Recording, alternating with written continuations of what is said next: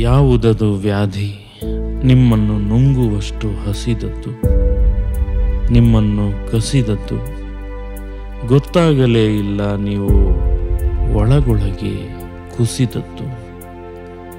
ಮರೆಯಲಾದೀತೆ ನಿಮ್ಮ ದನಿ, ವಾ ಕನ್ನಡ ಎಷ್ಟು ಚಂದ ಅನಿಸಿದ್ದು.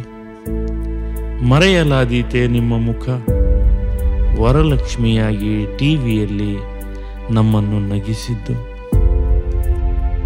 ಮರೆಯಲಾದೀತೆ ನಿಮ್ಮ ಶುದ್ಧ ಉಚ್ಚಾರಣೆ, ಸಾವಿರಾರು ವೇದಿಕೆಗಳಲ್ಲಿ ಕನ್ನಡವನ್ನು ಮೊಳಗಿಸಿದ್ದು, ಭಾವದೀಪವನ್ನು ಬೆಳಗಿಸಿದ್ದು.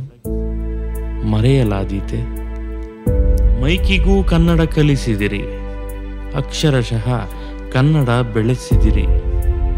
ಕನ್ನಡವಿದ್ದಲ್ಲೆಲ್ಲ ಕಾಡಲಿದೆ ನಿಮ್ಮ ನೆನಪಿನ ಬಿಕ್ಕಳಿಕೆ, ಕನ್ನಡಕ್ಕೆ ನಿಮ್ಮದೇ ಕನವರಿಕೆ.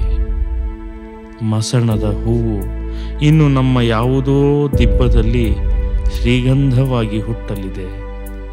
ಹೋಗಿ ಬನ್ನಿ ಕನ್ನಡತಿ ಅಪರ್ಣ, ನಿಮಗೆ ಕನ್ನಡದ ನಮಸ್ಕಾರ.